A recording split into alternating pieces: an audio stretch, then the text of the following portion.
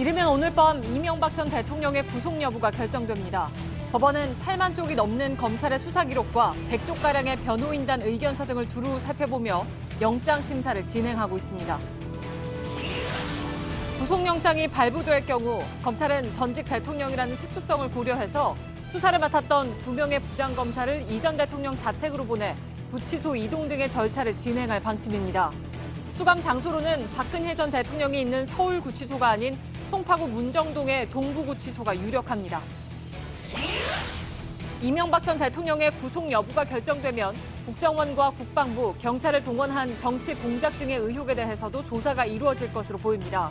특히 검찰은 최근 영포빌딩 지하창고에서 고 노무현 전 대통령을 불법 사찰한 정황이 담긴 경찰 보고서도 확보한 것으로 파악됐습니다.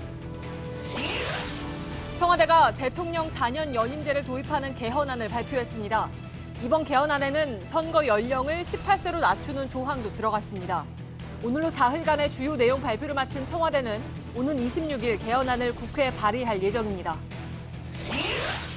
청와대가 개헌안에 명시하기로 한 토지 공개념을 놓고 정치권의 공방이 뜨겁습니다. 여권이 토지 공개념을 들고 나온 배경과 보유세 인상 등 예상되는 후속 대책을 분석합니다. 서울 광화문 광장에서 오늘 오전부터 내일 저녁까지 1박 2일 동안 시민들이 이른바 미투 경험을 말하는 자리가 이어지고 있습니다. 340여 개 시민단체들이 모여 마련한 2018분 이어 말하기 행사입니다. 핀란드 헬싱키에서 열린 남북미 간 1.5트랙 대화가 막을 내렸습니다. 3국 대표단은 한반도 긴장 완화를 위해 남북 그리고 북미 정상회담이 성공해야 한다는 데 뜻을 같이 했습니다. 우리 측 대표단에 참여했던 김준형 한동대 교수를 연결해서 정상회담 준비에 돌입한 북한 측의 분위기를 듣겠습니다. 포항시 흥해읍의 덕실마을입니다. 이명박 전 대통령의 고향인데요. 이 전 대통령의 수사를 둘러싸고 마을에는 무거운 정막만 흐르고 있습니다. 잠시 후 밀착 카메라에서 전해드립니다. 공기청정기가 도로 위로. 내일을 바꾸는 현대수소 전기차. 예, 시청자 여러분, JTBC 뉴스룸을 시작하겠습니다. 다스의 실소유주는 누구인가? 오늘은 마침내 법원이 이에 대한 1차적인 대답을 내놓을 차례입니다.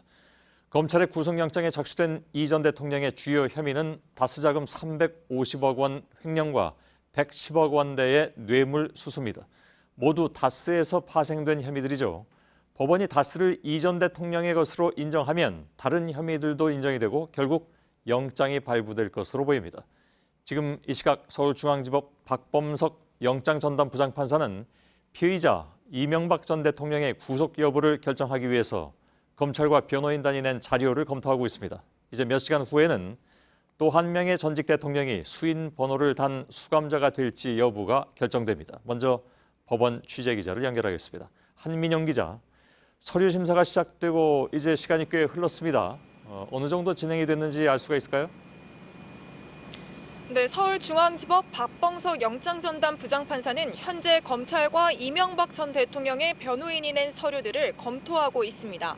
앞서 검찰이 구속영장을 청구하고 다음 날인 지난 20일 법원에서 심사를 담당할 판사가 배정됐는데 이미 이때부터 검찰의 수사 자료 등을 계속 보고 있었습니다. 다만 이 전 대통령이 출석하지 않으면서 변호인 측에서 오늘 오전 의견서 형식으로 이 전 대통령의 입장을 전달했는데요. 박 부장판사는 이처럼 변호인단이 제출한 서류들과 함께 검찰의 수사 기록을 보면서 심사를 진행하고 있습니다.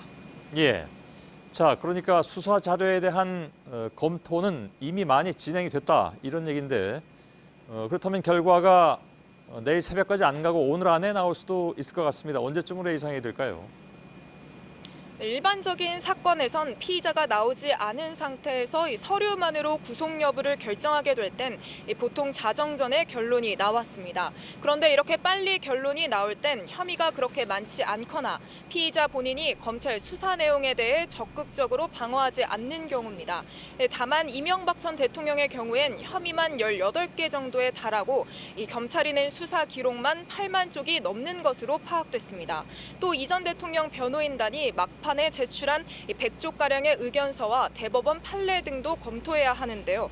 이런 서류들을 모두 검토하게 되면 내일 새벽쯤 결론이 나올 가능성이 있습니다. 그런가요? 다만 앞서 말씀드린 것처럼 영장 전담 판사가 며칠 전부터 수사 기록을 검토하고 있었던 만큼 오늘 밤 늦게 결론이 나올 것이란 관측도 나옵니다. 예, 그렇다면 지난 며칠 동안에 박범석 영장 전담 부장판사는 어떤 부분을 제일 신경 써서 봤을까요? 네, 구속을 가를 핵심 쟁점은 다스 실소유주에 대한 판단입니다. 다스가 이 전 대통령의 소유라는 결론 아래 횡령, 직권남용, 조세포탈 등 파생된 혐의들이 많습니다. 또 재판에 넘겨졌을 때 형량을 가를 110억 원대 뇌물수수 혐의에 대한 법원의 결론도 중요합니다. 검찰은 뇌물을 준 사람과 돈을 전달한 인물 모두 인정하고 있고 관련 자료들도 모두 제출했다며 자신감을 보이고 있습니다.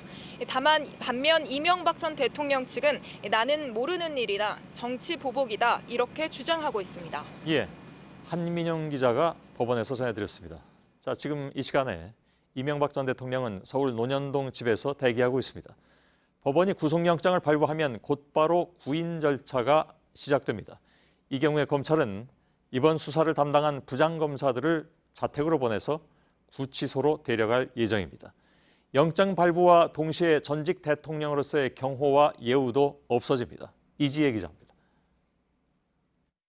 법원이 서면 심사를 진행하는 동안 이명박 전 대통령이 대기하는 장소는 논현동 자택입니다. 영장이 발부되면 헌정사상 4번째로 구속되는 전직 대통령이 되지만 자택에서 구치소로 구인하는 건 이번이 처음입니다. 지난해 박근혜 전 대통령은 법원 영장심사에 출석한 뒤 서울중앙지검 1002호에서 대기하다 영장이 발부되자 경기도 의왕시 서울구치소로 이동했습니다. 이 전 대통령의 경우 검찰은 자택에 검사와 수사관들을 보내 구인 절차를 밟을 방침입니다. 전직 대통령 예우 차원에서 이번 수사를 맡은 송경호 특수 2부장과 신봉수 첨단범죄수사 1부장도 직접 자택에 보낼 계획입니다. 일반적인 형사사건에선 수사관들만 방문하고 포승줄이나 수갑 등도 채우지만 이 전 대통령에겐 이런 절차는 생략될 것으로 보입니다. 다만 지난 14일 청와대 경호처와 경찰 등의 호의를 받으면서 중앙지검에 출석할 때와 달리 경호 등은 없을 전망입니다. 검찰 관계자는 안전 문제 등을 이유로 기본적인 경호는 이뤄지겠지만 영장 발부와 함께 전직 대통령으로서 받아왔던 경호는 사라진다고 설명했습니다. 검찰이 도착하면 이 전 대통령은 호송 승용차에 타고 구치소로 향하게 됩니다. 반면 영장이 기각되면 이 전 대통령은 자택에 머물면서 향후 검찰의 추가 조사와 재판 준비 작업을 하게 됩니다. JTBC 이지혜입니다. 구속영장이 발부될 경우에 이 전 대통령의 수감 장소로는 박근혜 전 대통령이 있는 경기도 의왕시 서울구치소가 아니라 서울 송파구 문정동에 있는 동부구치소가 유력합니다. 취재 결과 이미 교정당국은 동부구치소 12층에 3평짜리 수용실을 마련하는 등 영장이 발부될 경우에 따른 수감 준비에 들어간 것으로 확인됐습니다. 이승필 기자입니다. 서울중앙지검이 담당한 사건에서 피의자가 구속되면 보통 경기도 의왕시 서울구치소에 수감됩니다. 그런데 이곳엔 국정농단 사건으로 재판을 받고 있는 박근혜 전 대통령과 김백준 전 청와대 기획관 등 이 전 대통령과 공범 관계인 다른 피의자들이 갇혀 있습니다. 교정당국은 이런 사정을 고려해 이명박 전 대통령이 구속될 경우 송파구 문정동에 있는 서울 동부구치소에 수용할 방침인 것으로 파악됐습니다. 이 전 대통령이 수감될 방은 구치소 꼭대기 12층에 있는 10.33제곱미터 너비의 3인실로 박 전 대통령 수용실과 비슷한 규모입니다. 다른 수용실과 마찬가지로 내부엔 화장실과 TV, 관물대가 있고 샤워실은 없습니다. 잘 때는 매트리스를 깔고 자게 됩니다. 12층 전체가 비어 있어 이 전 대통령은 다른 수용자들과 격리된 상태로 한 층을 혼자 쓰게 됩니다. 수용실은 근무자가 항상 볼 수 있는 가까운 곳으로 배정될 방침입니다. 이 전 대통령 영장이 기각되면 동부구치소에 준비한 수용실도 필요 없어지게 됩니다. JTBC 이승필입니다.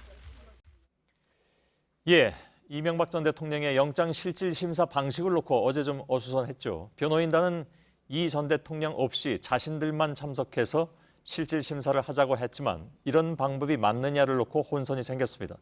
만일 이 방법이 받아들여졌다면 실질 심사는 내일로 넘어갈 수도 있는 상황이었습니다. 결국 법원은 변호인단이 요구한 내용, 즉 이 전 대통령을 구인하지 않고 변호인단만 참석해서 영장 실질 심사를 하자는 것을 받아들이지 않았습니다. 선례가 없다 보니 생긴 혼선이었습니다. 강현석 기자입니다.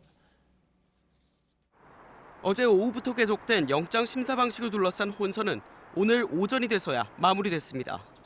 법원은 이명박 전 대통령을 신문하지 않고 서류만으로 구속영장 발부 여부를 결정하겠다고 밝혔습니다. 이 전 대통령 본인이 신문을 포기했다는 이유에서입니다.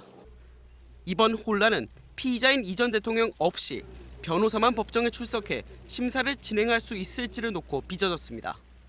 이 전 대통령은 지난 20일 영장 심사에 나오지 않겠다고 밝혔습니다. 그런데 변호인단이 갑자기 어제 오후 법원에 변호사만이라도 나가겠다고 밝히며 상황이 애매해진 겁니다. 특히 변호인단은 검찰에 나가지 않겠다고 하면서 혼선을 부추겼다는 지적도 받았습니다. 결국 법원은 변호사 출석만으로 영장 심사를 진행한 전례가 없다는 점을 고려해 서면만으로 구속 여부를 결정하겠다고 못 박았습니다. JTBC 강현석입니다. 자, 구속 여부 결정이 임박한 지금 이 전 대통령은 서울 논현동 집에 머물고 있습니다. 현장을 연결하겠습니다. 이희정 기자 나와 있죠. 이 전 대통령은 구속 여부가 결정될 때까지 집안에서 계속 기다리고 있는 그런 상황이죠. 네, 이 전 대통령은 오늘 하루 종일 논현동 자택에 머물면서 이 법원의 최종 판단을 기다리고 있습니다. 제가 지금 있는 곳이 자택에서 약 100여 미터 떨어진 한 건물의 옥상 위인데요. 보시다시피 2층과 3층에 불빛이 희미하게 들어온 게 보이실 겁니다.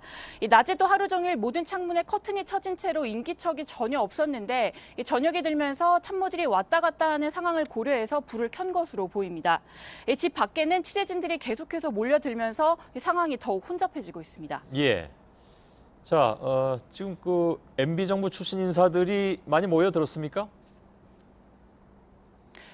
지금 현재는 참모들이 와 있는 사람은 없고요. 이미 오후에 김황식 전 국무총리와 김효재 전 수석이 이명박 전 대통령을 만나고 돌아갔습니다. 하지만 시간이 갈수록 더 많은 참모들이 이곳 자택을 찾을 걸로 보입니다.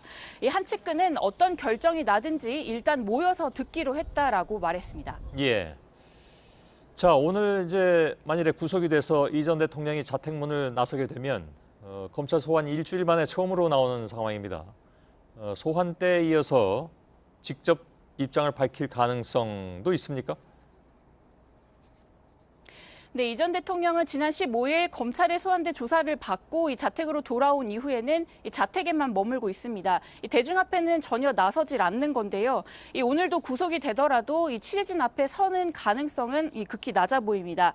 검찰도 강제 구인에 나서지 않을 전망이어서 검찰 측에서 보는 호송 차량을 집 안으로 들인 뒤에 이 안에서 타고 바로 자택을 빠져나갈 걸로 예상이 됩니다. 예. 자, 조금 아까 그게 실시간 화면인지 제가 확인을 못 하겠는데 집 안에 불이 조금 들어왔다가 다시 보니까 좀 불이 들어와 있는 상황이군요. 이건 지금 실시간 화면입니다. 네, 7시 반쯤에 2층과 3층에 불이 들어왔습니다. 예. 지금도 불이 들어와 있는 모습입니다. 왜냐하면 이 화면은 실시간 화면이기 때문에 아마 텔레비전 화면이 비치는 것 같기는 하고 정확하게 알 수는 없는 상황인 것 같은데 알겠습니다. 만약에 구속이 결정이 되면 대국민 메시지를 짧게라도 내놓을 것이다 이런 전망은 있어 왔습니다. 물론 구속이 안 될 경우에는 물론 더 그럴 수도 있겠지만 아무튼 그런 메시지는 참모들이 내게 됩니까?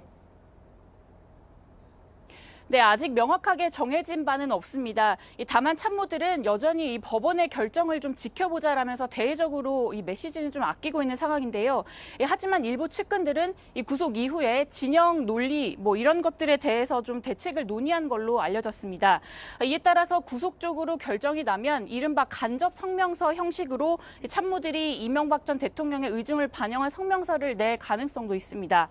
그리고 이럴 경우에 그 메시지는 정치보복 수사 라는 점을 한 번 더 명확히 하면서 앞으로의 이 법정 투쟁을 예고하는 형식이 될 걸로 보입니다. 예. 그리고 집 앞에는 낮부터 지지자가 아니라 시위대 방문이 이어졌다고 들었습니다. 그러니까 구속을 촉구하는 시위대들이죠. 네, 오후 들어서 일부 시민단체들이 이 구속 수사와 또 불법 재산 환수를 외치는 기자회견을 이곳 자택 앞에서 열었습니다. 또 한 시민 활동가가 이 자신의 차량을 직접 몰고 자택 앞으로 진입을 하려다가 이 경찰에게 제지를 당하는 일도 있었습니다. 하지만 이명박 전 대통령 측 지지자의 모습은 보이지 않아서 앞으로도 경찰과의 물리적 충돌이 있을 가능성은 낮아 보입니다. 예, 알겠습니다. 이정 기자였습니다. 2부에서 다시 연결하겠습니다.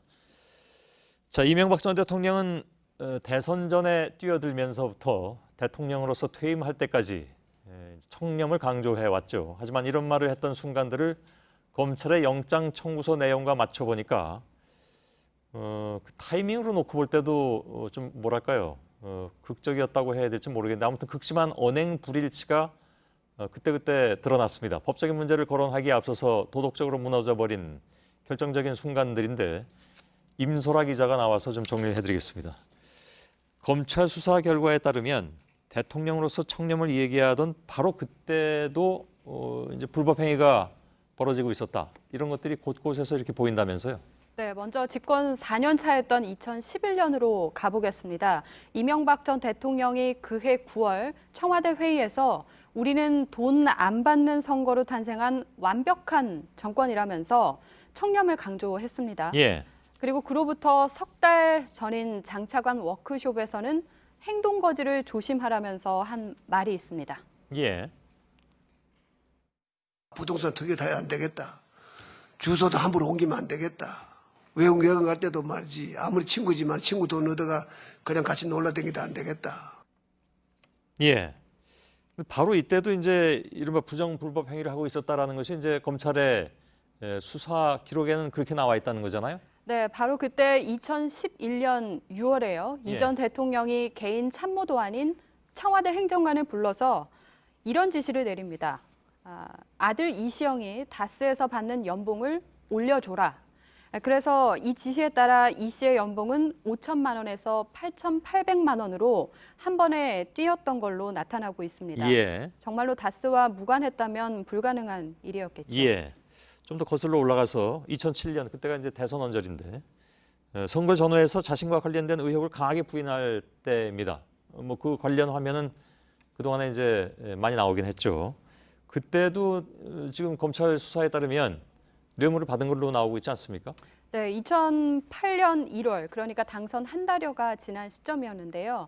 이팔성 전 우리금융지주 회장으로부터 양복 7벌, 코트 1벌, 모두 1,230만 원어치의 옷을 받은 걸로 나와 있습니다. 예. 디자이너를 데리고 와서 자신은 물론 사위의 치수를 재가도록 했고, 그리고 12일 뒤에 옷을 받았다고 합니다. 예. 그런데 그 사이에 정호영 특검의 수사 결과 발표가 있었습니다. 예. 그리고 그 조사 결과 이명박 전 대통령은 다스와 관련된 의혹에서 면죄부를 받게 됩니다. 예. 그러니까 자신의 비리 의혹에 대해서 특검의 수사가 막바지에 이르렀을 때조차도 사실 이건 뇌물로 볼 수도 있는 그런 고가의 옷을 받고 그랬었다. 이게 나타나는 네. 그런 상황인데 후보 시절도 그렇습니다. 그러니까 뭐 물론 후보라고 해도 그때 당시에는 뭐 거의 당선이 확실시되고 있던 네. 그런 상황이기도 하죠. 네, 그렇습니다. 당선 8일 전에요. 공약을 발표하던 장면 하나 준비했습니다. 예. 오늘 저희가 민생경제 살리기 종합계획을 발표하는 것은 문자 그대로 서민을 위한 경제정책을 발표하는 것입니다. 예. 민생경제 살리기 대책을 발표하는 자리인데. 네, 그렇습니다. 예. 저렇게 발표한 게 2007년 12월 11일이었습니다. 예. 바로 그 다음 날인 12월 12일에 사위 이상주 씨가 한 호텔 주차장에서 이팔성 전 회장으로부터 현금 5억 원을 받은 걸로 나와 있습니다. 예. 그런데 검찰에 따르면 이 전 회장이 주로 돈을 마련한 곳은 다름 아닌 중견기업 성동조선이었다고 합니다. 예. 민생경제 살리기와는 거리가 먼 모습이라고 할 수 있겠죠. 예. 아무튼 뭐 거짓말이다, 네거티브다 이렇게 이명박 전 대통령이 발끈했던 그런 경우는 많이 있었습니다. 이제 와서 보면 이제 그런 얘기들이 많이 무색해졌다. 그렇게밖에 볼 수가 없을 것 같습니다. 네, 2007년 8월 한나라당 경선 후보일 때요. 김윤옥 여사는 이팔성전 회장으로부터 현금 2억 원을 받은 걸로 청구서에 나와 있습니다. 예. 그런데 그 바로 전날 연설회에서 이명박 전 대통령이 한 말이 있습니다. 누구도 나의 길을 막을 수가 없습니다. 저는 정직하고 당당하게 살았기 때문입니다. 예, 이것으로 마무리해야 될 것 같습니다. 임소라 기자였습니다. 이명박 전 대통령의 혐의는 뇌물과 횡령 등 현재 법원이 검토 중인 구속영장에 적힌 것이 전부가 아닙니다. 검찰은 작년부터 이 전 대통령이 국정원 등을 동원해서 여론을 조작하거나 정치 공작을 벌인 혐의를 포착해서 수사를 벌여오고 있죠. 이 문제들은 뇌물이나 횡령의 차원을 넘어서 민주주의의 토대를 흔든 것이어서 그 심각성은 더 크다고 할 수가 있습니다. 서울 서초동 영포 빌딩 지하 창고에서는 고 노무현 전 대통령을 불법 사찰한 정황이 담긴 경찰 보고서까지 발견돼서 추가 수사가 이루어질 전망입니다. 심수미 기자입니다. 이명박 전 대통령은 영포 빌딩 지하 창고에 3,300여 건의 대통령 기록물을 빼돌린 혐의를 받고 있습니다. 이 중엔 퇴임 후 경남 봉하마을에 내려간 고 노무현 전 대통령을 불법 사찰한 정황이 담긴 경찰 보고서도 여러 건 포함된 걸로 파악됐습니다. 해당 문건엔 2008년 11월 노 전 대통령이 사돈댁 결혼식에 참석한 뒤 강금원 창신섬유 회장과 골프를 쳤다는 내용이 담겼습니다. 또 논산 젓갈시장을 방문한 뒤 노사모 회원들을 만났다는 등 자세한 개인 일정까지 들어있었다고 합니다. 앞서 검찰은 이명박 정부 국정원이 10수억 원을 들여 김대중, 노무현 두 전직 대통령 음해 공작을 벌인 혐의로 수사를 벌여왔습니다. 그런데 국정원뿐 아니라 정보 업무를 담당하는 경찰도 정치적으로 악용한 정황이 추가로 드러난 겁니다. 검찰은 이 전 대통령이 세운 청계재단이 소유한 영포 빌딩에서 이런 문건이 발견된 것에 주목하고 있습니다. 이 전 대통령이 보고를 받았다고 판단하는 겁니다. 이 전 대통령의 구속 여부가 결정되고 나면 불법적인 정치 관여 등 혐의로 추가 조사를 받게 될 가능성이 커지고 있습니다. JTBC 심수희입니다. 예, 청와대가 대통령의 개헌안 공개 그 마지막 날인 오늘 핵심이랄 수 있는 권력구조와 선거제도 개편 방안을 발표했습니다. 예상대로 대통령 4년 연임제를 도입하고 선거 연령을 현행 19세에서 18세로 한 살 낮추는 방향입니다. 고석승 기자입니다. 문재인 대통령이 발의할 개헌안은 새 국가 권력 구조로 대통령 4년 연임제를 채택했습니다. 연속성 있는 국정 운영을 위해 5년 단임제를 탈피하자는 취지입니다. 책임 정치를 구현하고 안정되게 국정을 운영할 수 있는 대통령 4년 1차 연임제를 채택할 때가 되었습니다. 대신 국가원수라는 지위를 내려놓고 사면권도 제한하는 등 대통령의 권한은 축소하기로 했습니다. 반대로 정부가 입법 발의를 할 때도 의원들의 동의를 받도록 하는 등 국회의 권한은 늘리겠다고 밝혔습니다. 오늘 발표의 또 다른 핵심은 선거 연령 하향 조정입니다. 선거를 할 수 있는 나이를 현행 19세에서 18세로 한 살 낮추겠다는 겁니다. 문 대통령이 대선 때 했던 공약을 그대로 개헌안에 담았습니다. 선거권 18세는 세계적 기준입니다. OECD 국가 34나라 가운데 지금 19세 하고 있는 나라는 우리밖에 없어요. 이와 함께 청와대는 과반 득표 후보가 없으면 1, 2등만을 대상으로 재투표를 실시하는 결선 투표제도 다음 대선부터 도입하는 방안을 개헌안에 담았다고 밝혔습니다. JTBC 고석승입니다. 예, 취재 기자와 함께 조금만 더 들여다보겠습니다. 정재윤 기자가 나와 있습니다. 오늘 나온 내용은 정부 형태 부분입니다. 청와대는 4년 연임으로 이제 확정을 한 거군요. 그 안을. 네, 그렇습니다. 일단 5년 단임제에서 4년 연임제로 바꾼 건데요. 한국당에서는 이걸 두고 문재인 대통령이 13년 집권하려는 것이다 이런 주장도 펼쳤는데 그래서인지 이런 설명을 내놨습니다. 예. 4년 1차 연임제로 개헌을 하더라도 문재인 대통령에게 적용되지 않는다는 점을 분명하고도 단호하게 말씀드립니다. 예. 이번에 개헌이라도 이 부분은 이제 다음 정권부터 적용이 된다 그런 얘기인데 이건 뭐 사실 다 아는 얘기긴 한데 하도 그런 얘기들이 많이 나오니까 이렇게 설명도 한 모양입니다. 네, 그렇습니다. 더욱이 중임이 아니라 연임이기 때문에 연임에 실패를 하면 대선 출마가 불가능해지는 거죠. 예. 또 하나는 이번 개헌안의 핵심이 제왕적 대통령제의 손질입니다. 이 부분은 국가 원수라는 표현을 삭제했고요. 또 인사권의 축소, 그리고 총리 권한이 강화되는 등이 포함이 됐습니다. 예. 국무총리 권한 강화 부분은 야당이 주장하는 내용하고는 차이가 좀 있죠? 네, 그렇습니다. 국무총리 선출권은 현행대로 유지가 됐기 때문인데요. 예. 일단 야권은 이 국무총리의 국회 추천을 요구해왔지만 청와대는 이럴 경우 의원 내각제를 대통령제로 포장한 것에 불과하다, 이런 입장을 밝혀왔습니다. 예. 다만 국무총리의 권한 관련 문구 중에 대통령의 명을 받아라는 문구가 있는데 이 문구를 삭제해서 내각에 대한 총리 권한을 강화했습니다. 예, 그렇군요. 대통령 개헌안은 사실 그 자체로도 이제 정치권에는 큰 이슈가 던져진 셈입니다. 개헌안을 통해서 문재인 정부의 향후 정책 방향도 전망해 볼 수 있는 부분이 있습니다. 특히 저희가 조금 이따 다루겠습니다만 토지 공개념 제도 같은 경우에는 굉장히 많은 분들이 지금 좀 신경을 곤두세우고 계신데 그렇지 않습니까? 네, 그렇습니다. 여러 가지가 있는데 말씀하신 대로 경제 관련해선 토지 공개념이 대표적인 부분입니다. 부동산 투기에 대한 이런 적극적인 정부 개입이나 관련 세제 개편 등이 이어질 거란 전망이 나오고 있습니다. 예. 또 하나가 바로 검찰의 영장 청구권 삭제인데요. 경찰 또는 공수처에 영장 청구권을 부여하겠다는 의지 표현으로 보입니다. 한국당의 홍준표 대표도 대선 공약으로 경찰 영장 청구권을 주장을 한 바 있기 때문에 이 부분은 향후 수사권 조정 문제라든지 검찰 개혁 등과 맞물리면서 힘을 받을 가능성이 있어 보입니다. 예, 자 개헌안을 이렇게 발표는 했지만 야당이 반대를 하게 되면 그대로 통과되긴 굉장히 어려운 상황이긴 합니다. 그 사흘씩 왜 이렇게 설명을 하고 발의를 하는 것이냐? 여기에 의문을 제기하는 사람들도 있습니다. 청와대는 뭐라고 답변을 했습니까? 네, 그렇습니다. 사실상 오늘도 이제 한병도 수석이 국회에 찾아가서 이 개헌안과 관련한 보고를 하려고 했는데 예. 이 자유한국당과 민주평화당과는 면담조차 하지 못했습니다. 어쨌든 청와대는 6월 지방선거 때 개헌은 여야 모두의 약속이기 때문에 국회 논의가 지지부진한 상황에서 대통령이 먼저 국민과의 약속을 지키겠다는 것이다, 이렇게 설명을 하고 있습니다. 예. 지금 국회 구조상 이 대통령안 그대로 통과는 좀 어렵겠지만요. 먼저 개헌안을 주도하면서 여론의 힘을 얻어서 개헌 정국을 주도하겠다, 이런 배경도 깔려 있는 걸로 보입니다. 예. 자, 혹시 대통령안이 통과가 안 되더라도 이거는 지금 20대 국회 회기 내내 남아서 정부안이 지속적으로 제기될 그런 가능성은 있는 것으로 알고 있습니다. 네. 예. 여기까지 듣겠습니다. 정재윤 기자였습니다.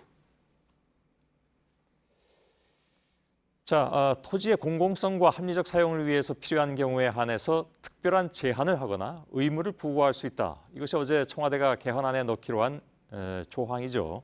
논란이 물론 되고 있습니다. 이른바 토지 공개념 조항인데 시장 경제를 포기하겠다는 것이냐 하는 야당의 거센 반발에 여당은 불평등을 완화해서 시장 경제를 정상화하기 위한 것이다, 이렇게 반박하고 나섰습니다. 여소야대에서 국회 통과를 장담하기가 어렵습니다마는 청와대가 다시 한번 정책 전환의 의지를 이렇게 강하게 내보인 만큼 개헌안 통과 여부와는 상관없이 예를 들면 보유세 인상 등이라든가 이런 기존에 추진하던 정책은 보다 힘을 받을 것이 확실해 보입니다. 이태경 기자입니다. 정치권은 토지 공개념을 놓고 날선 공방을 벌였습니다.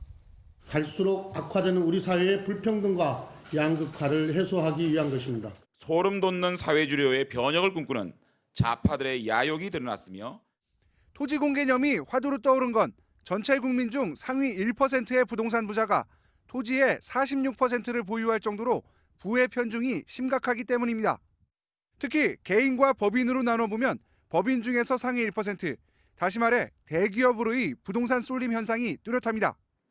이런 불평등을 해소하려면 헌법에 토지 공개념을 보다 명확하게 규정하는 것이 우선이라는 게 청와대의 판단입니다. 1987년 6월 항쟁 이후 탄생한 개헌안에도 큰 틀에서 토지 공개념이 담겼지만 명확하지 않은 표현 때문에 관련 법률은 번번이 위헌 논란에 휩싸였습니다. 하지만 관련 조항이 헌법에 담기면 앞으로 과도한 임대소득이나 시세 차익을 제한하는 법안을 추진할 때 안전판 역할을 할 수 있습니다. 노태우 정부 때 도입했다가 각각 헌법 불합치와 위헌 결정으로 폐지된 토지 초과이득세, 택지 소유 상한제 같은 제도가 부활할 여지도 생깁니다. 하지만 자유한국당의 강한 반발을 감안하면 개헌안의 국회 통과를 낙관하기는 어렵습니다. 시장에선 청와대가 이번 개헌안을 통해 경제민주화와 부동산 정책 전환의 의지를 다시 한번 강하게 드러냈다는 데 주목하고 있습니다. 이에 따라 보유세 인상 등 정부 차원에서 토지공 개념의 취지를 살리는 방안을 추진하는 속도는 보다 빨라질 것으로 보입니다. JTBC 이태경입니다. 예, 시세는 370억 원, 공시지가는 절반 수준인 201억 원. 이건희 삼성 회장의 집값 얘기입니다. 또 매입가는 10조 5,500억 원, 공시지가는 8분의 1 수준인 1조 4천억 원. 이것은 현대가 사들인 강남의 한전부지 땅값 얘기입니다. 서민들이 사는 아파트의 공시지가가 시세의 7, 80%인 것과 비교하면 터무니없이 낮죠. 부동산은 대기업과 부자들에게 쏠리는데 세금 징수는 오히려 형평성을 잃었다는 지적이 나오고 있습니다. 박영우 기자입니다.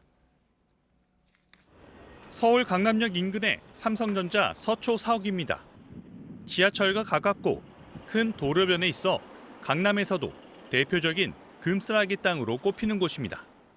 정부가 공개한 이곳의 공시가격은 5,882억 원입니다. 하지만 주변 시세를 감안한 추정 가격은 1조 2천억 원에 달합니다. 공시지가가 시세의 절반에도 못 미치는 겁니다. 서울 한남동에 있는 삼성전자 이건희 회장의 단독주택.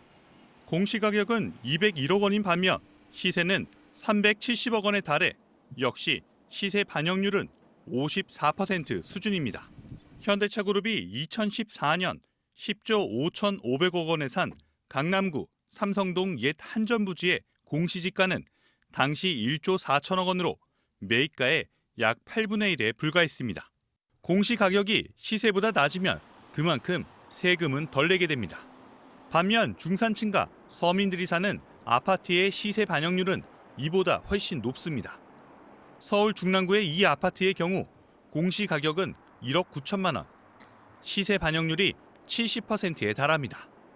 보유세 강화에 앞서 기준 가격부터 제대로 매겨 형평성을 높여야 한다는 지적이 나오는 이유입니다. JTBC 박영우입니다. 예, 부동산 관련 세금 가운데 가장 뜨거운 감자는 바로 보유세입니다. 언젠가는 올리겠지 하는 예상이 있어 왔는데 그 언젠가가 이제 가시권 안에 들어올 것 같습니다. 이를 집중 논의할 청와대 재정개혁특별위원회도 출범을 앞두고 있습니다. 사실상 유명무실해진 종합부동산세를 되살리는 방안이 우선적으로 검토될 것으로 보입니다. 송지혜 기자입니다. 개포 주공 8단지 재건축 청약에는 약 3만 명이 몰려 경쟁률 25대 1을 기록했습니다. 중도금 대출이 안 돼 분양가의 70%를 현금으로 내야 하는 점을 계산하면 33조 원이 몰린 겁니다. 이 같은 과열의 배경에는 유명무실한 부동산 보유세가 있다는 게 상당수 전문가들의 지적입니다. 당첨만 되면 얻는 시세 차익이 고가 부동산을 보유할 때 내는 세금을 압도하기 때문입니다. 참여정부 시절 도입된 종합부동산세는 이후 세율이 내려가면서 세수도 2007년과 2008년 평균 2조 5천억 원에서 2010년부터 평균 1조 원대로 추락했습니다. 강남 반포주공 1단지의 경우 10년간 아파트 공시가격 5억 원이 오를 동안 종부세는 22만 원 오르는 데 그쳤습니다. 청와대에 설치될 재정개혁특위가 집중 논의할 대상도 이 종부세입니다. 여러 방안 중 세율을 2배 가까이 올리고 과세 표준액을 정할 때 적용하는 공시지가 비율을 80%에서 100%로 올리는 가장 센 참여연대안을 살펴봤습니다. 참여연대안을 적용하면 이 아파트의 종합부동산세는 158만 원에서 601만 원으로 약 4배 가까이가 됩니다. 재정개혁특위가 출범하면 보유세 개편에도 속도가 붙을 전망이지만 지방선거를 앞둔 상황에서 강한 조세 저항도 예상돼 논의 과정에서 상당한 진통이 예상됩니다. JTBC 송지혜입니다. 베트남과 아랍에미리트 연합 순방에 나선 문재인 대통령이 우리 시간으로 오늘 오후에 베트남 하노이에 도착했습니다. 문 대통령은 첫 일정으로 베트남에서 국민 영웅으로 떠오른 국가대표 축구팀의 박항서 감독과 선수들을 만났습니다. 내일은 베트남 주석과 정상회담을 열고 베트남과 전략적 동반자 관계를 강화하는 방안을 논의하게 됩니다. 이윤택 전 연희단 거리패 예술감독이 이번에는 자신한테서 성폭행을 당했다고 주장하는 피해자들에게 회유와 협박을 했다는 주장이 나왔습니다. 협박을 받은 일부 피해자는 실제로 고소 취소 의사를 밝히기도 했습니다. 김민관 기자입니다. 이윤택 성폭력 사건 피해자 17명의 공동 변호인단이 이 전 감독의 구속을 요구했습니다. 선배나 가까운 사람들을 통해서 회유하거나 전화하거나 고소 취소를 종용하거나. 변호인단은 일부 피해자들에게 고소한 이유를 따져 묻거나 극단이 망한다며 그 책임을 피해자에게 떠넘겼다고 주장했습니다.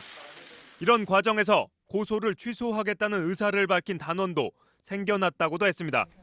변호인단은 기자회견에서 이 전 감독이 상습적으로 폭행도 저질렀다고 주장했습니다. 구타당하여 고막이 파열된 단원만 2명이고 머리카락을 휘어잡고 가위로 마구 잘라버린 일도 있습니다.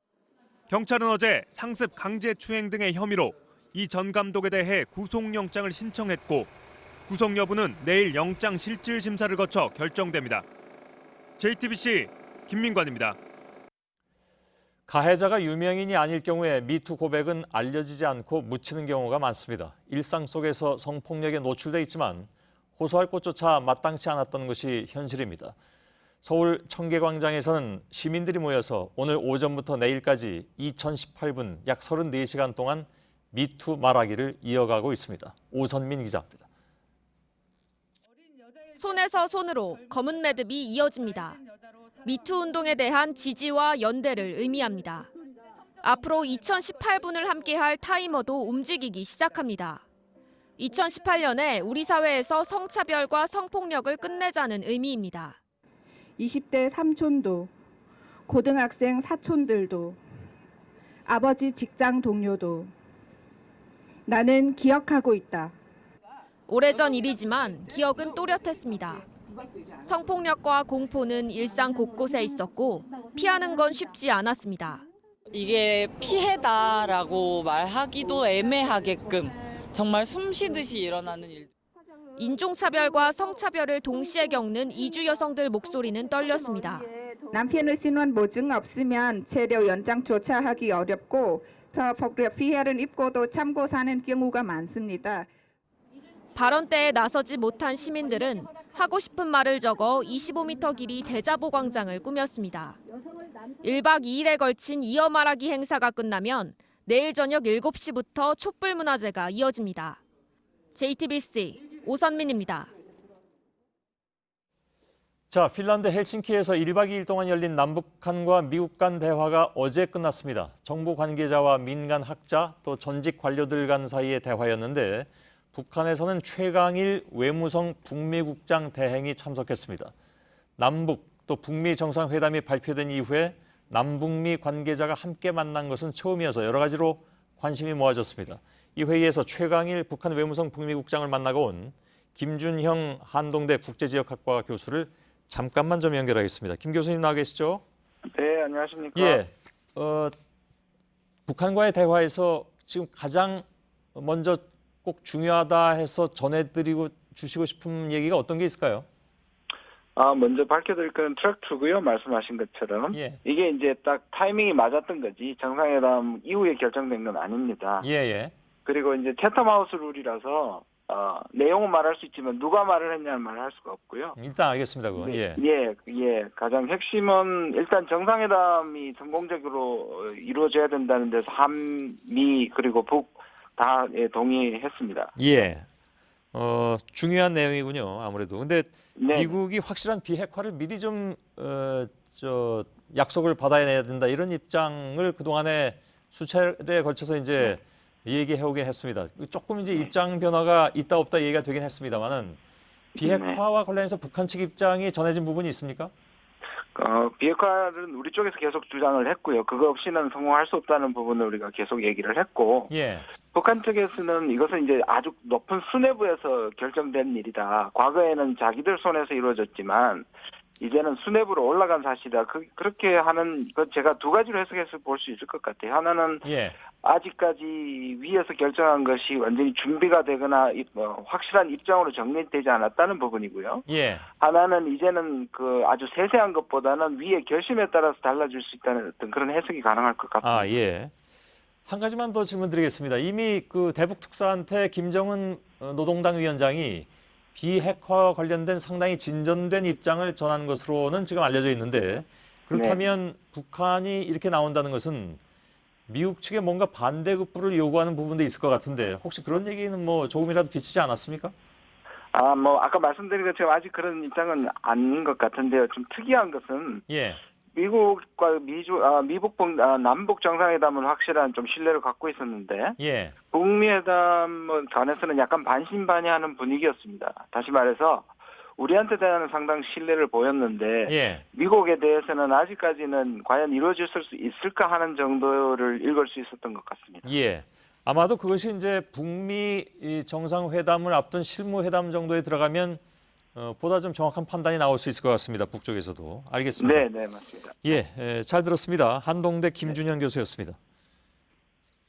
일본의 교도통신은 일본 정부가 북일 정상회담을 희망한다는 뜻을 북한에 전했다고 보도했습니다. 교도통신은 외교 소식통을 인용해서 양국 국교 정상화 등을 담은 2002년 북일 평양선언의 이행을 위해서 정상회담의 필요성을 타진한 것으로 분석했습니다.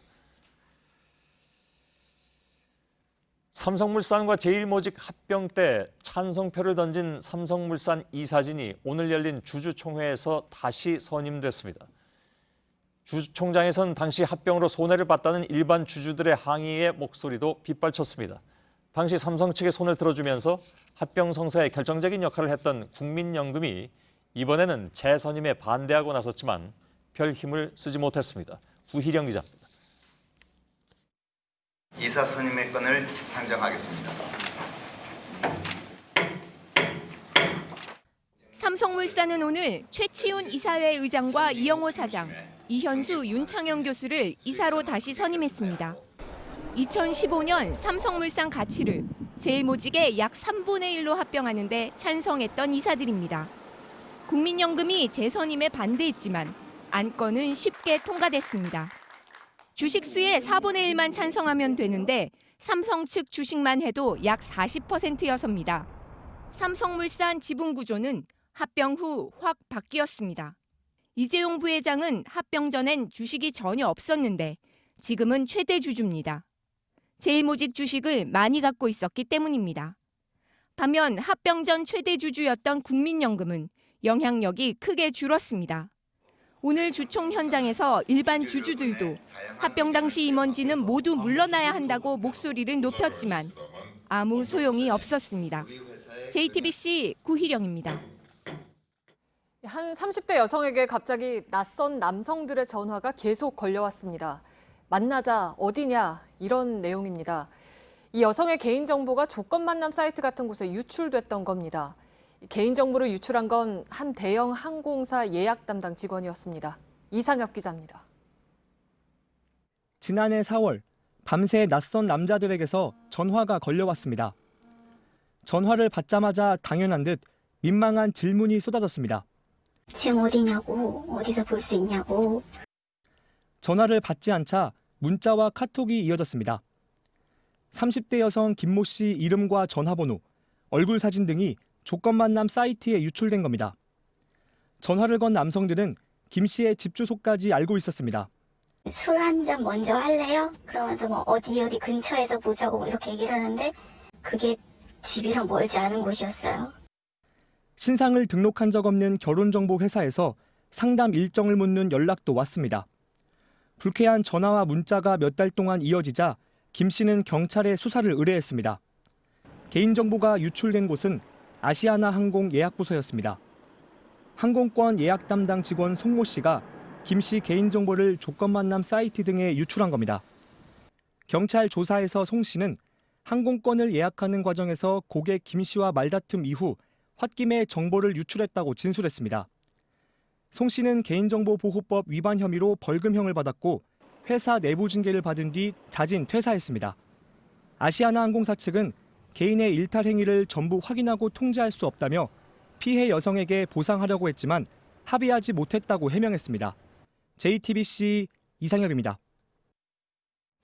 이명박 박근혜 정부 당시 방송통신심의위원회 직원이 일반인 명의를 도용해서 마음에 들지 않는 방송 프로그램에 몰래 민원을 제기한 사실이 드러났죠.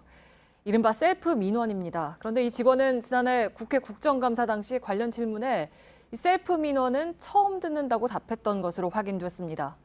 민주당은 고발을 검토하고 있습니다. 이윤석 기자입니다.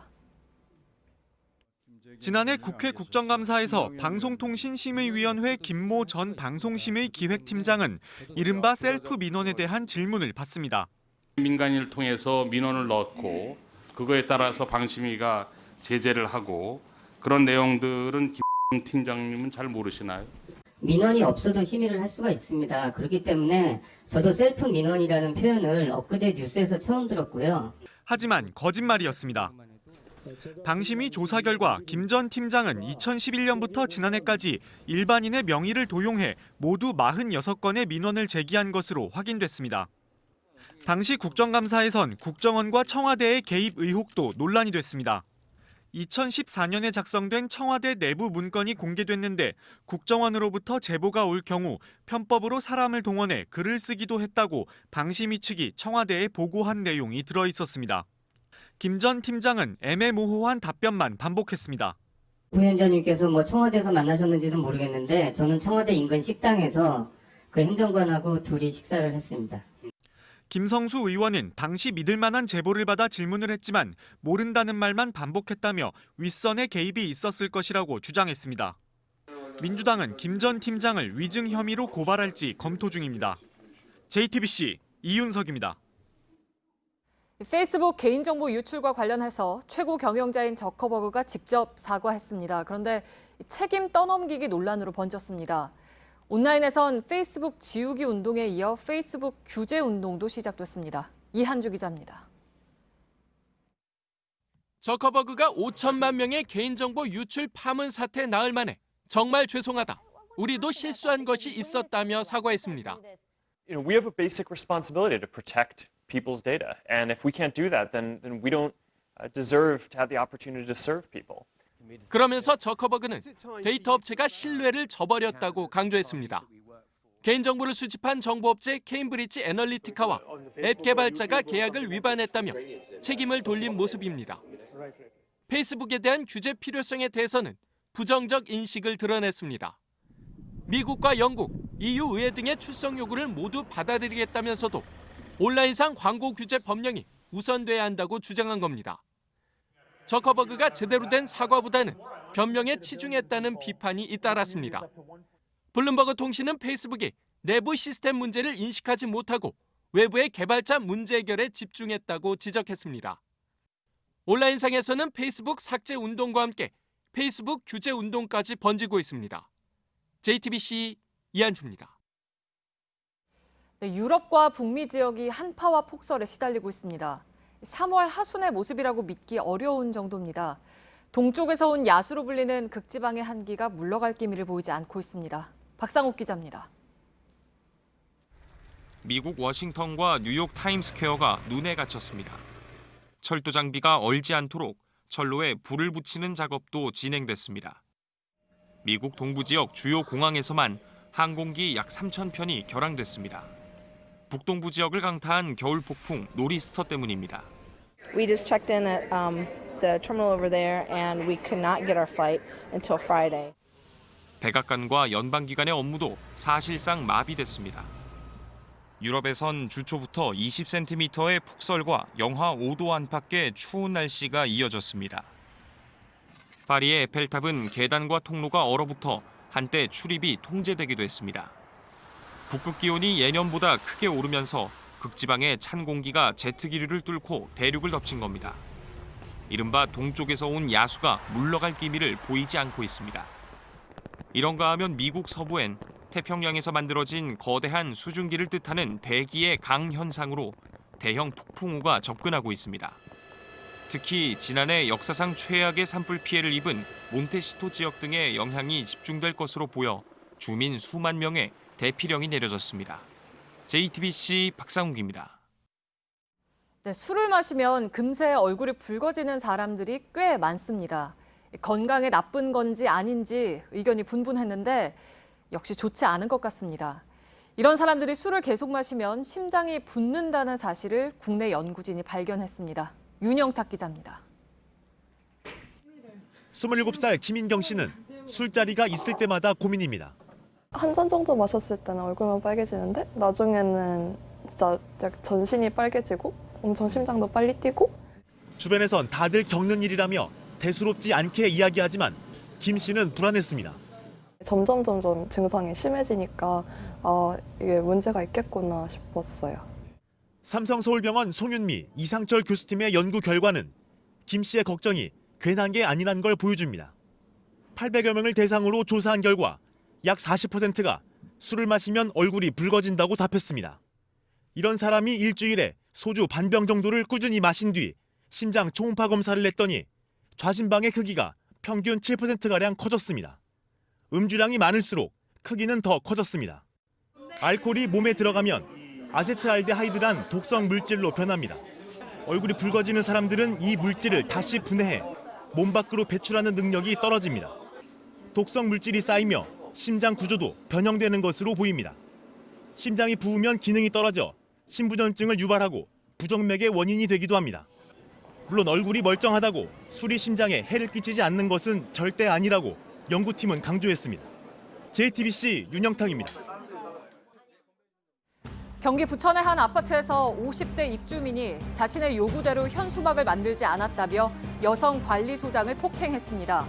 이 남성은 인근에 들어설 재개발 아파트와 관련한 항의성 현수막에서 자신의 건의 내용을 뺐다며 행패를 부린 것으로 확인됐습니다. 새가 항공기에 부딪히는 사고를 막기 위해서 인천공항이 천적 울음소리와 공포탄 소리를 내는 드론을 활용하기로 했습니다.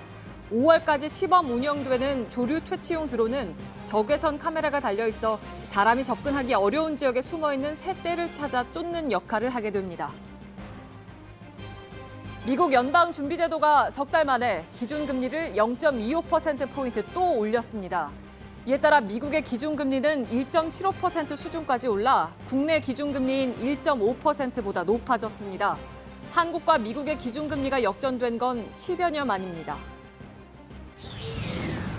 승강기 정원 기준이 한 명당 65kg에서 75kg으로 상향 조정됩니다.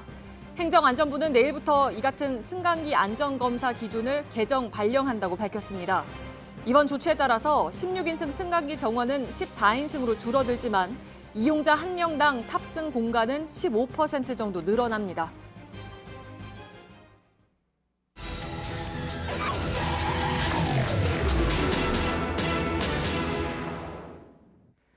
네, 오늘 밀착 카메라는 이명박 전 대통령의 고향 마을에 다녀왔습니다.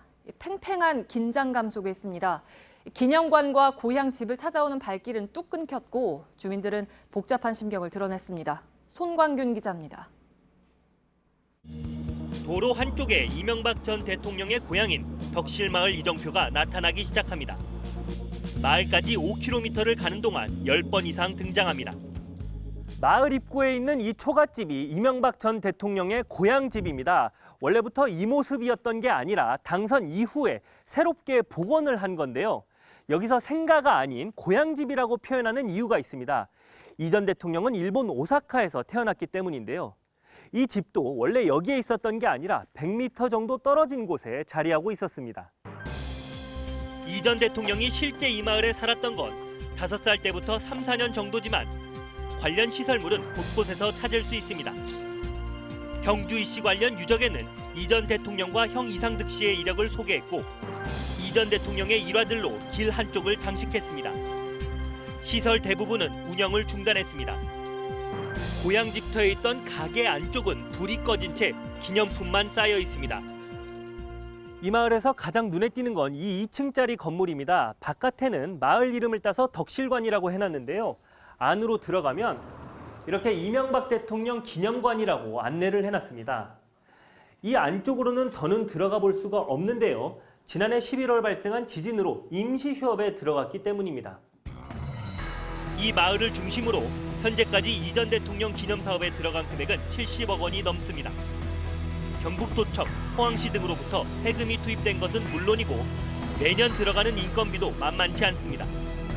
실제 관광 효과도 미미합니다. 이 전 대통령 당선 직후 48만 명에 달했던 관광객은 2011년 13만 명, 2013년 8만 명으로 떨어졌습니다. 지난해 11만 명으로 소폭 늘었지만 지금은 주말만 볼 수 있는 실정입니다.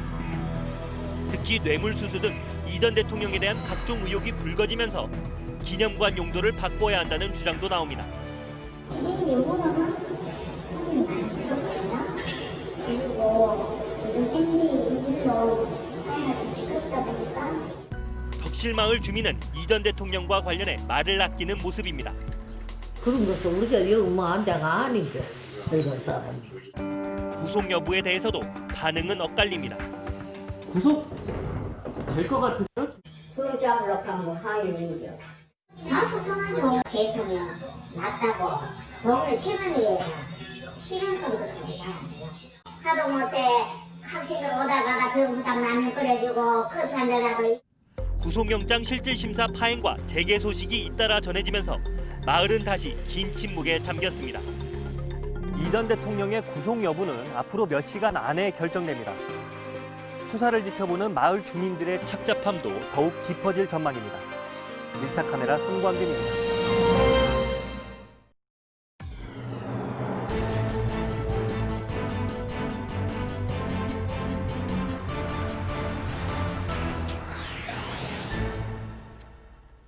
뉴스룸의 앵커 브리핑을 시작하겠습니다.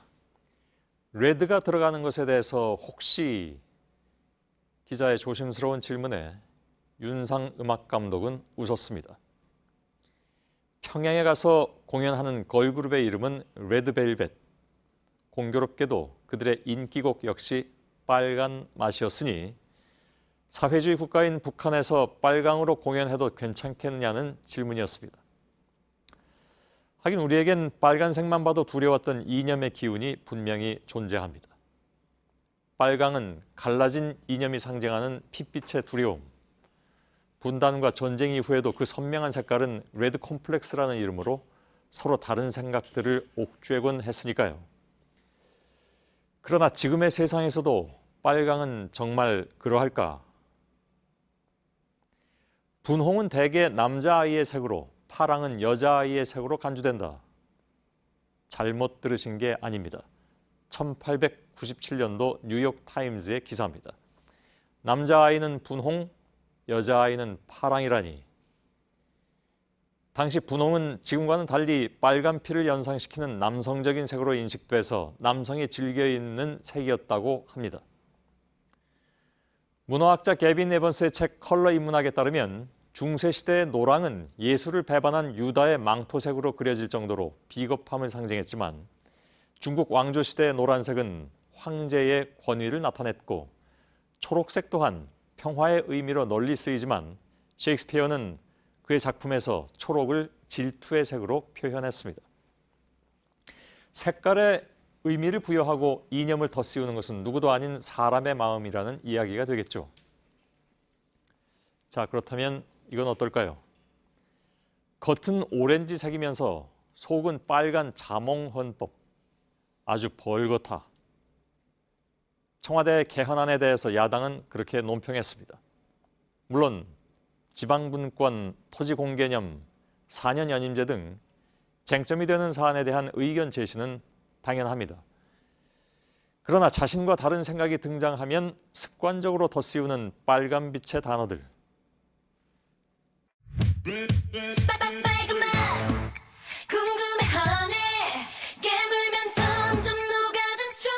예.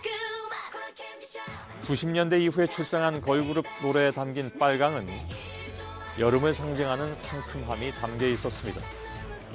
그들은 빨강에서 누구보다 자유로워 보였죠. 그들의 빨강이 젊음과 자유로움을 상징하듯 이제는 낡은 편견에 잡혀 있었던 빨강을 놓아줄 때도 되지 않았을까.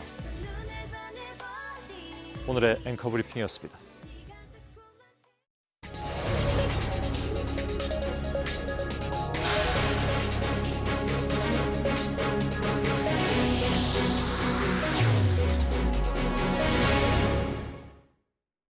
예, 지금 이 시각 서울중앙지방법원에서는 이명박 전 대통령에 대한 구속영장 실질심사가 한창 진행되고 있습니다. 결과는 정확하게 예측하기는 좀 어렵습니다만은 지금으로서는 자정을 넘길 것이다 이런 얘기들이 많이 나오는데 아무튼 영장이 발부될 경우에 이 전 대통령은 서울 논현동 집에서 동부구치소로 수감될 것으로 보입니다.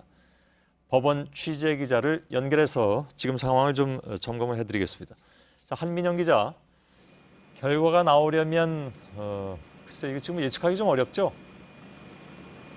네, 서울중앙지법 박범석 영장전담 부장판사는 현재 양측이 낸 자료들을 계속해서 검토하고 있습니다. 법원은 지난 20일 심사를 담당할 판사가 결정된 직후부터 검찰의 수사 기록 등을 살펴보고 있었습니다. 하지만 검찰이 구속 결정을 받아내기 위해 오늘 오후까지도 계속해서 확보한 자료들을 제출했습니다. 변호인단 역시 이 전 대통령이 출석하지 않은 가운데 오늘 법원에 이 전 대통령의 의견을 담은 의견서를 전달했습니다. 예. 검찰이 낸 수사 기록만 8만 쪽이 넘고 변호인단 역시 100쪽가량의 의견서와 대법원 판례 등 모두 수백 쪽에 달하는 자료를 제출한 것으로 파악됐는데요. 워낙 서류의 양이 많다 보니 구속 여부 결정까지 시간이 걸리고 있는 상황입니다. 예. 자, 실질적으로 며칠 전부터 이게 다 검토를 하고 있었다고 하지만 아까 한 기자 얘기로는 오후까지도 계속 자료가 또 추가되고 있었다고 하니까 정말 시간은 좀 걸릴 것 같습니다. 제가 계속 전해드렸지만 구속영장 발부의 핵심은 역시 이제 법원이 다스의 진짜 주인을 이 전 대통령이라고 판단할지 여부인데 그게 왜 중요한지도 좀 얘기를 해줄까요? 네, 검찰은 다스가 이 전 대통령의 소유라는 결론 아래 횡령과 조세 포탈, 직권남용 등의 혐의를 적용했습니다. 이 전 대통령의 주요 혐의 중 하나로 꼽히는 350억 원대 다스 자금 횡령 혐의 역시 그중 하나입니다. 특히 뇌물수수 혐의 중 금액이 67억 원으로 가장 많아 핵심에 해당하는 삼성전자의 다스 소송비 대납 혐의 역시 다스의 실소유주 문제와 연결돼 있습니다. 이처럼 다스의 주인에 대한 법원의 판단에 따라 다른 혐의들도 인정될지 여부가 결정됩니다. 예. 역시 또 하나 중요한 것은 바로 이제 증거인멸 우려입니다. 앞서서 이 전 대통령은 2번의 검찰 수사하고 2번의 특검 수사 모두 이제 피해갔는데 이게 조직적 증거인멸 때문이었다라는 것이 검찰의 판단이잖아요. 네, 그렇습니다. 검찰은 이 전 대통령이 10여 년 전 특검 수사 때부터 현재까지 조직적으로 사건을 은폐했다고 보고 있습니다. 이 때문에 구속하지 않은 상태에서 수사와 재판을 할 경우 이 사건 관련자들을 회유하거나 증거를 없앨 가능성이 크다는 게 검찰의 주장입니다. 실제로 이번 수사에서 재산관리인 이병모 씨가 이 전 대통령의 차명재산 장부들 없앤 혐의 등으로 구속까지 된 바 있습니다. 예. 자, 발부가 되면 발부가 될지 안 될지 지금 명확하게 얘기하기는 어렵습니다만 구속영장이 발부가 되면 그 이후의 절차는 어떻게 됩니까?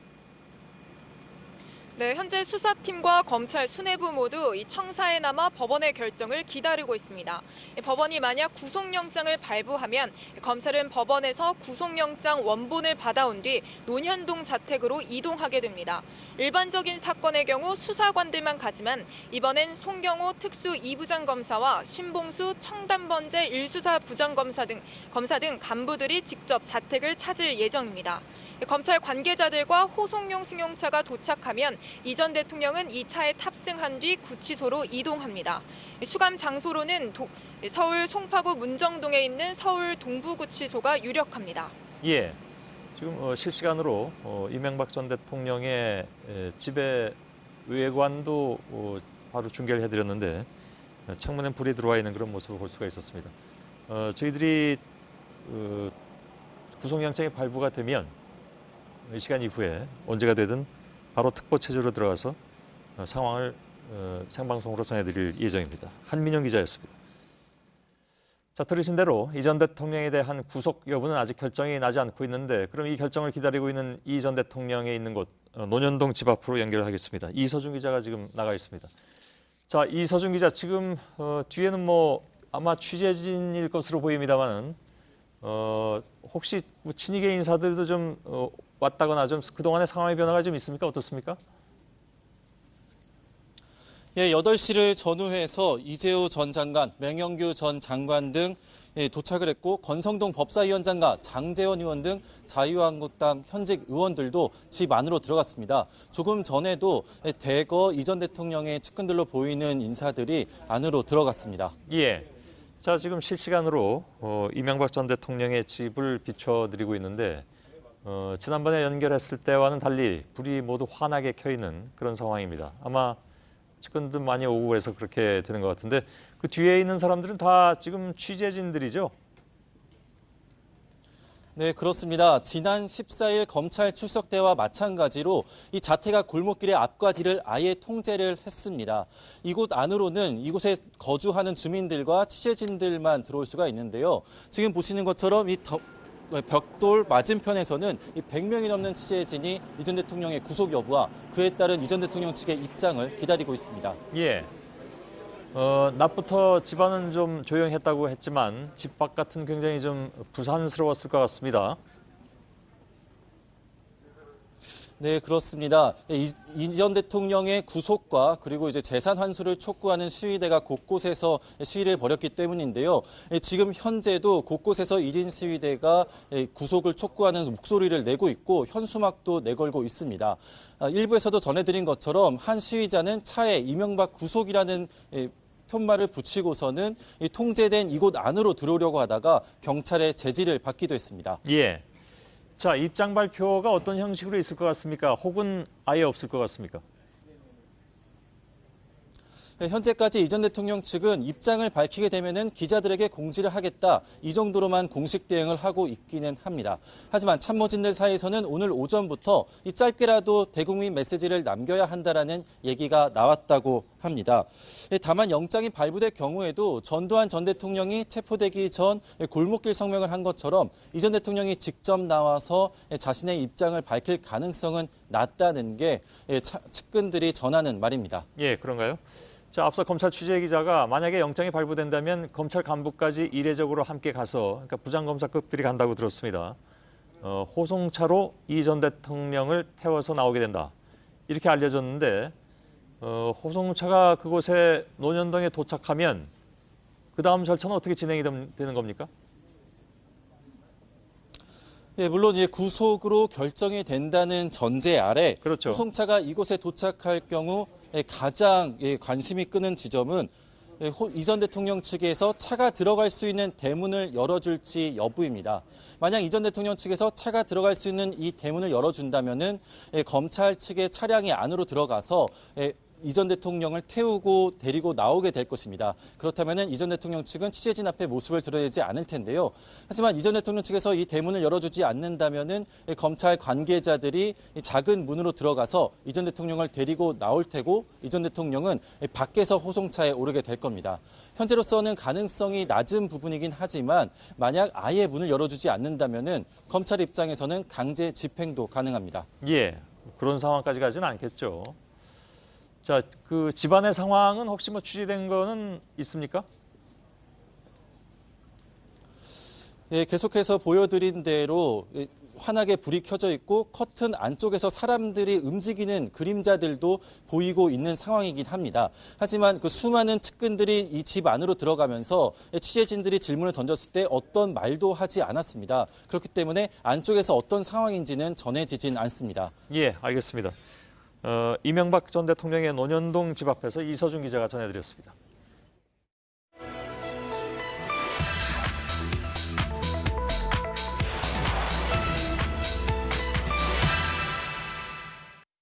토지 공개념 강화, 경제민주화 강화와 같은 내용은 자유시장경제 포기 선언과 다름이 없습니다. 이 정권의 방향이 대한민국의 정체성인 자유민주주의와 시장경제가 아니라 사회주의에 맞춰져 있음을 재확인시켜주는 충격적인 내용이 아닐 수 없습니다. 네, 토지 공개념은 사회주의 제도인가? 오늘 팩트체크 주제입니다.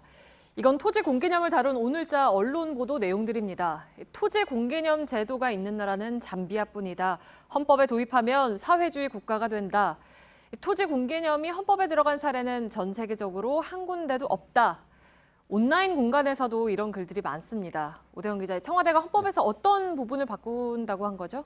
현행 헌법은 토지 공개념을 2개 조항으로 나눠서 설명을 하고 있습니다. 네. 먼저 23조 3항인데요. 공공 필요에 의한 재산권의 수용, 사용 또는 제한 및 그에 대한 보상은 법률로서 한다고 되어 있습니다. 다음은 122조입니다. 국가는 국토의 효율적이고 균형 있는 이용, 개발과 보전을 위하여 법률이 정하는 바에 의하여 필요한 제한과 의무를 과할 수 있다입니다. 네, 뭐 일각에서는 그동안 없던 개념이 새롭게 들어가는 거다라는 비판을 하던데 이게 이미 있던 개념인 거군요. 네, 이번에는 오늘 공개된 대통령의 개정안을 한번 보겠습니다. 23조 3항이 24조 3항으로 또 122조는 128조 1항으로 옮겨졌습니다. 내용은 거의 같습니다. 그런데 128조 2항이 새로 생겼습니다. 국가는 토지의 공공성과 합리적 사용을 위하여 필요한 경우에 한하여 특별한 제한을 하거나 의무를 부과할 수 있다라는 내용입니다. 네, 그러니까 토지공개념 조항이 2개에서 3개로 늘었다는 건데 근데 이거를 사회주의 제도라고 볼 수가 있습니까? 물론 사회주의 국가들도 쓰고 있긴 합니다. 하지만 시장 경제를 택한 나라들도 오래전부터 도입을 했습니다. 독일이 대표적입니다. 우리의 헌법에 해당하는 기본법에 토지는 사회화를 목적으로 법률에 따라서 공동재산 또는 기타 공공서비스 형태로 전환될 수 있다고 되어 있습니다. 네. 이탈리아와 스페인 헌법도 밝히고 있습니다. 헌법이 없는 영국에서는 법률로 규정하고 있습니다. 재산권 남용은 공익보호를 위해서 제한될 수 있다는 개념이 20세기 초에 정립됐다는 게 헌법학계의 공통적인 견해였습니다. 네, 보면 독일은 공동재산으로 전환할 수 있다라고까지 굉장히 강력한 내용도 포함이 되어 있군요. 네, 우리나라는 1962년 개헌 때 처음으로 들어왔습니다. 네. 박정희 전 대통령이 집권한 5.16 뒤입니다. 그리고 1972년에 유신헌법에서 더 확대가 됐습니다. 노태우 정부에서는 이를 토대로 강력한 법을 도입했습니다. 다만 세율이 높고 범위가 너무 넓다는 점 때문에 헌재가 제동을 걸었습니다. 노무현 정부는 이런 헌법적 논란을 감안해서 정책을 추진했습니다.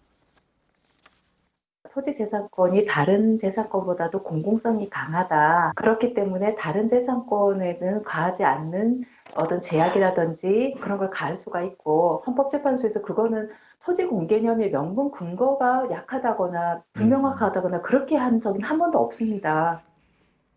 네, 그러니까 결국 결론은 세계적으로 널리 퍼져 있고 우리도 오랫동안 써왔다 이거죠? 그렇습니다. 그래서 이런 이념적 논쟁이 아니라 이렇게 새롭게 들어간 조항에 대해서 세밀한 접근이 필요하다라는 게 헌법학계의 공통된 의견이었고요. 예를 들어서 신설된 조항에 법률로서 한다 이런 문구가 빠져 있습니다. 이럴 경우에는 극단적으로는 국회 동의 없이 정책이 만들어질 수도 있습니다. 네. 앞으로 무엇이 달라지는지 사유재산 제한 정도가 얼마나 강해질 것인지 사회적인 합의가 필요합니다. 하지만 정치권은 현재 사회주의냐 아니냐 이념 공방에 치우쳐 있습니다.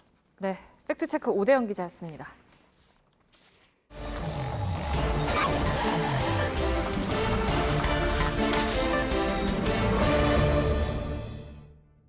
예, 비하인드 뉴스를 시작하겠습니다. 박성태 기자, 첫 번째 키워드를 열죠. 예, 첫 번째 키워드는 같은 목소리로 잡았습니다. 예, 누구 목소리인데요? 개헌에 대한 한 야당 의원의 목소리인데요. 예. 먼저 오늘 의총에서 자유한국당의 한 의원은 문재인 정권의 노골적인 관제 개헌 시도가 본격화되고 있다라고 발언을 했습니다. 오늘 발언? 예, 오늘 예. 의총의 발언입니다. 그런데 2016년 당시 여당인 새누리당의 한 의원의 발언을 잠깐 보면 예. 헌법 128조 1항은 대통령의 헌법 개정 발의 권한을 명시하고 있다면서 정권의 의지가 없으면 개헌은 요원하다며 당시 대통령이 개헌에 적극적으로 나서야 한다는 취지로 주장을 했습니다. 정반대의 목소리라는 얘기죠? 예, 그렇습니다. 목소리는 정반대의 목소리인데 이 발언을 한 사람은 김성태 자유한국당 원내대표로 예. 같은 사람입니다. 말을 바꿨던 얘기군요. 그렇습니다. 예. 여당일 때 대통령이 개헌을 주도해야 한다고 했다가 지금은 반대하는 것. 예, 그렇습니다. 뭐 그런 현상은 가끔 봅니다만은. 맞습니다. 자리가 바뀌면 목소리가 바뀌는 일은 정치권에서 사실 흔한 일입니다. 예, 그건 뭐 여야 가리지 않죠. 맞습니다. 예. 지금의 여당도 마찬가지고요. 예. 홍준표 대표는 얼마 전에 자유한국당 의원들이 개헌 투표 표결에 참석하면 제명하겠다라고 강하게 말한 바가 있는데 예. 대선 후보 시절인 지난해 4월의 발언을 잠깐 보면 먼저 87년 체제가 종료되면서 차기 정부 그러니까 지금의 정부에서는 개헌을 해야 한다고 주장했었고요. 예. 또 당시에 헌법 개정 특위에 낸 입장문을 보면 4년 중임제 분권형 대통령제로 개헌을 해야 한다고 했고 또 검찰의 영장 청구권 독점도 깨야 한다라고 주장을 했습니다. 예. 어떻게 보면 지금 3일 동안 설명한 정부가 준비한 개헌안과 거의 흡사한 발언을 했었습니다. 예. 두 번째 키워드는요? 두 번째 키워드는 인재와 이삭 사이로 잡았습니다. 예. 오늘 바른미래당의 인재영입위원장인 안철수 위원장이 두 번째 인재영입을 발표를 했습니다. 예. 잠깐 사진을 보면 저렇게 입당 원서를 지금 확대해서 들고 있는데요. 전현직 자유한국당 지방의회 의원 7명과 그다음에 자유한국당 쪽에서 약 780여 명의 당원이 바른미래당에 입당 원서를 냈습니다. 전부 자유한국당입니까? 예. 예. 제가 전부는 아니고 대부분인데요. 대부분. 민주당 예. 쪽은 없다는 바른미래당 사람의 얘기를 들었습니다. 예. 안철수 위원장은 약간 즐거워하는 벅차다라는 표현을 쓰면서 예. 인재영입을 긍정적으로 평가했는데요. 잠깐 발언을 들어보겠습니다. 예. 이분들은 특히 자유한국당 소속으로 정치를 하시면서 곰팡내 나는 자유한국당의 구태에 절망해서 탈당한 분들이십니다. 예. 곰팡내가 난다고까지 얘기를 하고 있으니 한국당으로서는 별로 기분은 안 좋을 것 같은데 좌우지간 공격의 칼은 자유한국당을 겨냥하고 있는 건 틀림없어 보이는군요. 예, 최근에는 자유한국당을 겨냥한 비판의 목소리를 좀 높이는 편인데요. 바른미래당 관계자는 지방선거에서 우선은 지지율이 좀 낮은 것으로 평가되는 자유한국당을 흔들어야 된다. 이런 전략적 측면이 있다라고 밝혔습니다. 예. 안철수 위원장은 방금 들은 것처럼 긍정적으로 평가했는데 자유한국당에서 바로 반박 논평을 냈습니다. 예. 곰팡내가 난다고 했었는데 나간 사람 자체들이 곰팡내가 났던 사람들이다 하면서 안철수 위원장의 분리수거에 감사드린다. 이 나간 사람들은 한국당의 공천 경쟁에서 뒤처진 분들일 뿐이다라고 깎아내렸고요. 예. 민주당에서도 역시 견제에 들어갔는데 당시 논평을 보면 한국당에서 탈당한 사람들을 이삭줍기해서 언제 바른미래가 만들어지겠는가라고 비판을 했습니다. 예. 당내에서도 사실 쓴소리가 약간은 나왔는데 인재 영입이라고 하는데 인지도가 너무 낮은 것 아니냐라는 목소리도 있었습니다. 예. 세 번째 키워드를 보죠. 세 번째 키워드는 바퀴벌레와 연탄가스로 잡았습니다. 어제 속편입니까? 예. 예. 홍준표 대표가 어제 일부 중진들을 향해 연탄가스로 빗대서 얘기를 했었고 바로 이 중진들이 오늘 오전에 국회에서 모였습니다. 예. 그러면서 첫 만나면서 중진들은 홍 대표의 발언에 대한 불만을 약간 우스갯식으로 풀었는데요. 회동에 참석한 나경원 의원이 정우택 의원을 향해 연탄가스의 진원지 같다라고 얘기를 하자 예. 정우택 의원은 청주까지 연탄가스 냄새가 좀 났다 그러면서 청주에서 이제 올라왔었습니다. 예. 그런데 바퀴벌레는 연탄가스에서 죽나 안 죽나라고 의문을 표시하기도 했습니다. 바퀴벌레라는 얘기도 나왔었으니까. 예. 그렇습니다. 홍준표 대표가 비판 세력에 대해서 바퀴벌레, 연탄가스 다 표현을 하는데 예. 어떻게 보면 둘이 상충되는 것 아니냐라는 뉘앙스가 좀 깔려 있었습니다. 예. 오늘 모인 이주영 의원, 유기준, 나경원, 정우택 의원 등 4명은 4가지 요구사항을 홍준표 대표에게 촉구를 했는데요. 예. 그중 하나는 이제 민주적으로 당을 운영해달라. 그리고 발언을 좀 언행을 좀 진중해달라라고 요구를 했습니다. 예. 그리고 다음 주에 또 모이겠다고 밝혔습니다. 예. 그러면 여기에 대해서 홍 대표는 반응이 없었나요? 제가 오후 늦게까지 확인한 바로는 따로 이 모임에 대해서는 반응이 없었고요. 예. 대신 홍준표 대표와 호흡을 맞추는 김성태 원내대표가 의미심장한 발언을 하나 했습니다. 예. 오늘이 원내대표 취임 100일이어서 기자간담회를 가졌는데 이 자리에서 6.13 지방선거에 하나의 기획이 있다라고 밝혔는데 예. 그 얘기를 직접 들어보겠습니다. 그 중심에 우리 준표가 달라졌다 프로젝트 반드시 실행하고 또 성공시키겠습니다. 우리 준표가 달라졌다? 예. 예. 홍준표 대표가 달라졌다라는 기획이라는 건데요. 구체적인 프로그램은 언급하지 않았지만 정책연구원인 여의도연구원에서 주로 할 계획을 짜고 할 예정인데 예. 저희가 좀 내용을 물어보니까 홍준표 대표의 말과 행동 그리고 심지어 패션까지 과연 언론이나 아니면 흔히 소셜미디어에서 어떻게 평가하는지를 빅데이터를 통해서 분석을 하고 개선점을 만들어서 적용해서 달라지도록 하겠다는 내용입니다. 예. 나중에는 준표 때리기라는 토크쇼도 한다는데 어떻게 때리는 토크쇼를 할지는 구체적인 프로그램은 밝히지는 않았습니다. 예. 거기 빅데이터도 동원이 되는 모양이네요. 예. 주로 이제 반응 같은 걸 보는 건가 보죠? 원래는 기획사를 통해서 하려고 했는데 자금 부담이 커서 예. 자체적으로 하겠다고 밝혔습니다. 아, 그런가요? 예. 그래서 아무래도 대표의 이미지를 바꾸고 그리고 당의 이미지를 그래서 지방선거를 앞두고 바꾸겠다는 건데 어쨌든 오늘 제가 오후까지 확인한 바로는 중진들에게 과격하게 대응하지 않은 걸로 봐서 오늘은 약간 달라진 모습을 보였습니다. 예, 알겠습니다. 박성태 기자였습니다. 네, 삼성전자 등 반도체 공장의 직업병 논란을 다룬 JTBC의 연속 보도가 제16회 언론인권상 본상을 수상했습니다. JTBC는 삼성전자 반도체 부문 노동자 사망 사례와 관련한 정부 보고서를 통해서 10년째 이어지고 있는 반도체 직업병 논란을 집중 조명해왔습니다. 언론인권센터는 JTBC가 반도체 직업병 문제 실태를 고발하고 법적 문제까지 적극 보도한 점을 높이 평가했다고 밝혔습니다. 네, 내일 아침은 쌀쌀하지만 낮에는 포근합니다. 다만 밤부터 중서부 지역을 중심으로 미세먼지 수치가 올라 수도권은 종일 나쁨 수준이겠습니다. 예, 이미 수도권은 미세먼지가 나빠진 것으로 지금 수치는 나오고 있습니다.